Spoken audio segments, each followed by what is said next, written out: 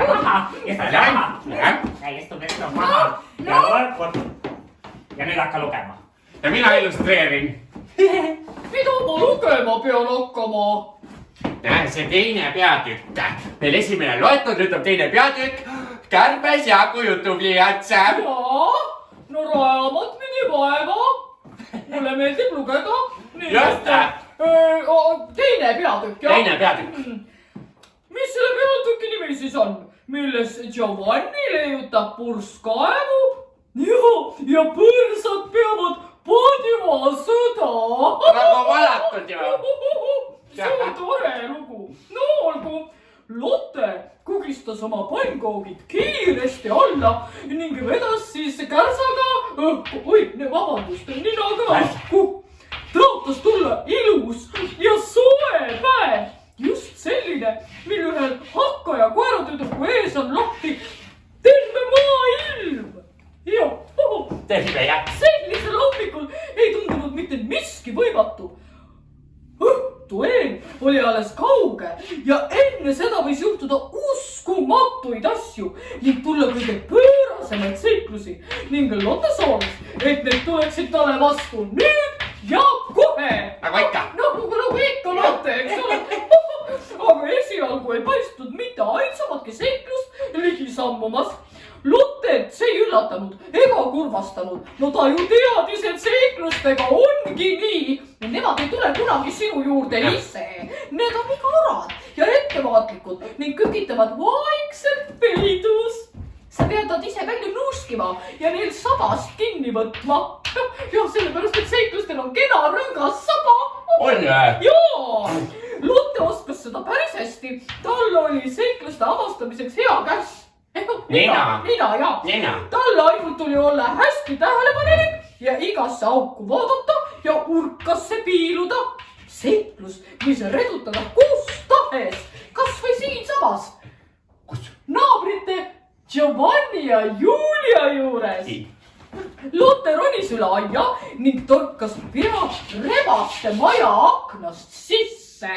Sellest majast. Nii viisakas, aga no olgu peale. Onu Giovanni istus laua taga ning ehitas pottidest, pannidest ja muust kilast kolast mingit imelikku riistapuud. Ära räägi. Onu Giovanni on ju samamoodi leiutaja, nagu Oskar, Lotte isa. Üldse, Jaak, elab meil siin külas palju leiutajaid ja üks on parem kui teine. Sellepärast ju meid kutsutaksegi Leiutajate külaks. ja meile kõigile meeldib uusi masinaid välja mõelda ning korra aastas korraldatakse küla keskväljakul suur võistlus, kus kõik leiutajad näitavad, mida nad on välja nuputanud ja kõige kasulikum masin saab auhinnaks kuldse karika. Saada kuldset karikat. Ja muidugi eelmisel aastal selle oli võitud muidugi Lotte isa Oskar. Tegelikult on ikka Oskaril neid karikaid väga palju, ta on ikka väga andekas leiutaja küll. Aga ka paljud teised leiutajad on aastate jooksul auhindu võitnud ja teiste hulgas ka rebane Giovanni. Lotte oli kindel, et see imelik kaadervärk, mis rebase laual vabises ja vett välja ajas, oli Giovanni uus leiutis. Lotte tahtis juba vaikselt edasi minna, sest ta teadis, et leiutajale ei meeldi, kui nende pooleli olevaid töid vaitakse. Aga siis astus tuppa tädi Julia. Onu Giovanni, see juukseline naine, no rebane Julia. Ja tead, mis ta tegi või? Ta karjus ja niimoodi.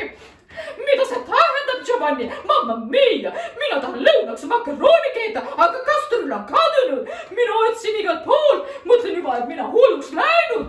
Kuidas saab üks kastrull ära kaduda? Kastrullil ei ole ju jalgu all, et tema võiks uksest välja kõndida.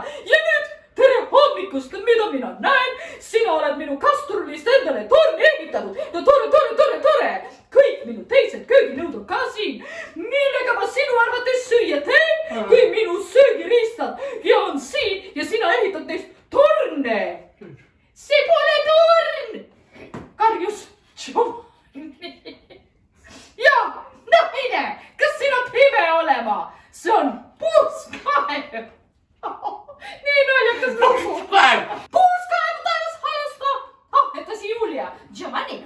teeb meie köögis sinu purskkaev. Anna kastrull kohe siia. Ma tahan makaroonid keema panna. Kastrull on makaroonide keetmiseks, mitte purskamiseks. Ja tõmbas Giovanni meeleheitlikest katsetest ja karjetest hoolimata kastrulli purskkaevu küljest lahti ja marssis kööki. No, niimoodi see Julia ju teeb, et me teame ju. Kuule, ma jäin nii kuulama, nii huvitav. Ma joonistan edasi. Joonista edasi, sest et minul läheb jutt edasi. Lottel oli onu Giovannist natuke kahju ka.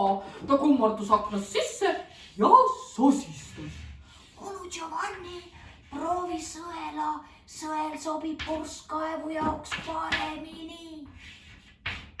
Giovanni jällitas teda alguses üllatunult, siis puhkes õnnelikult naerma, suubes Lottet mõlemale põsele ja tormas sõela otsima. Lotte kõndis rahulolevalt edasi. No ta oli tihti mõelnud, kas mitte hakata ise ka näiteks tulevikus leiutajaks. See amet tundus ju tore ja Lottele paistis, et tal on selle jaoks nutti ja annet. Näed, kui lihtsalt oli ta osanud onu Giovannit aidata. No eks see oli ju loomulik ka, ta oli kuulsa leiutaja tütar. Jah, leiutaja oleks ju vahva olla küll, aga paha asi on nüüd küll see, et maailmas on veel teisigi vahvaid ameteid. On küll. On näiteks Ärataja! just nimelt tuletõrjuja, must kunstnik, korstafürkija, lendur, filminäitleja, no isegi kosmonaut on ju põnev. Lotte oleks tahtnud neid kõiki proovida.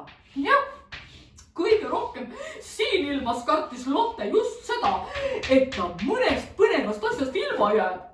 Ta muutus kohutavalt närviliseks mõeldes, kui suur on maailm ja kui palju seal leidub seiklusi, millest tema ei tea absoluutselt mitte kui midagi. Samal hetkel tabas Lottet näkku padi. No see oleks võinud tunduda ju kummaline, sest tavaliselt ju ei lenda õues padjad, ikka linnud ja putukad. Aga Lotte teadis väga hästi, kuhu ta jõudnud oli. Ta oli jõudnud sigade majal. No selle loo ma räägin teile nüüd küll ära. No sead mängivad ju padjasõda juba iidsetest aegadest saadik. Ja vanasti elasid, kuule Jaak, see on väga oluline informatsioon, see on ajalootund. Vanasti elasid sead meres. Ja mängisid seal päevast päeva padjasõda, sellepärast et sigadele on alati padjasõda väga meeldinud. Aga pikapeale tundus sigadele, et märja padjaga vastu pead saada on ikka natukene valus. Ja siis otsustasid sead ühisel koosolekul, et kolitakse hoopiski maismaale. Ja sead ronisid kõik merest välja maa peale ja hakkasid siin edasi elama. Kes kus? Meie tulime näiteks leiutajate külla, aga padjasõda on meie peres väga armastatud ja eriti hullavad sellega muidugi lapsed, minu 3 poega ja nende isa Helmut. Ja Helmut on ise koolidirektor, aga päevast päeva küll tema mängiks seda padjasõda. Loomulik suunaärest kõrvuni, möllaks päev läbi oma poegadega, loobiks patju ja ise jämeda häälega ruiakasi. Ja ainult tädi Helmi, no mina ei võtnud lõputuste padjasõjast iga päev osa. Mina olen leiutaja. Ja eks igaüks võib ette kujutada, mis tunne on sul leiutada, kui sulle pidevalt patju vastu pead loobitakse. Eriti mõnus see ei ole, ma ütlen. Ja Lotte teadis, et tema isa näiteks läheks hulluks, kui keegi tormaks tema töötuppa ja hakkaks seal patju pilduma. Ja ta täitsa imetles tädi Helmi vaprust ja kannatlikkust. Ei olnud kerge elada ühes majas 3 hullama põrsapojaga ja vallatu onu Helmutiga. Lotte tõstis aknast välja lennanud padja üles ja piilas tuppa. No jah, kõik oli täpselt nii nagu alati. Põrsad kriiskasid metsiku häälega, karglesid vooditel nagu kirbud ja loopisid patjadega onu Helmutit, kes oli endale voodi lina ümber tõmmanud ja mängis kolli. Kolli või? K-tähega, jaa, kolli mängis, jah. tädi Helmi, mina, istus aga nurgas ja nokitses midagi leiutada. Ise pommises aeg-ajalt, kui mõni padi teda vastu peatamas. Tasa, no palun laske mul leiutada, nii ei saa ju üldse leiutada. Lotte võttis hoogu ja virutas padja põrsaste sekka, nii et need ootamatust matsust selline lendasid ja voodis jalgu siputasid. Järgmisel hetkel olid nad jälle püsti ja saatsid vaimustunud ruiete saatel oma padjad Lotte suunas teele. Lotte jõudis pea vaikselt eest ära tõmmata, kui padjaparv aknast välja tuhises ja seejärel kirsipuu okstesse pidama jäi. Sinna samma kirsipuu otsa. Nüüd peavad nad padjad ju uuesti puu otsast alla tooma ja tädi Helmi saab 5 minutit rahus leiutada, mõtles Lotte. Ta näitas põrsastele pikka nina ja raatsis minema. Põrsaste rõõmsat kisa oli veel mitme kilomeetri kaugusel kuulda. Vot selline tore lugu. Nee, äkki, see oli tõesti huvitav. Aga üks küsimus mul veel on. No, küsi. Kuidas saab pikk nina olla? No vaata nüüd. Mis sina joonistasid? Ja sai pilt sai valmis, siin on nüüd illustratsioon sellele sinu loole. Näe, Helmut, eks ole, kõrge, madal rui. Aga tead, Helmi, sulle ju see meeldis. Muidu. Nüüd on sinu ülesanne siia ja jutupliiatisse mulle kedagi veel lugema tuua. Ma mõtlen, keda ma võiksin tuua. Tead, on üks väga tubli ja viks poiss Bruno. Kutsume Bruno siia. Kutsume Bruno. Las tema loeb järgmise loo. Teeme nii.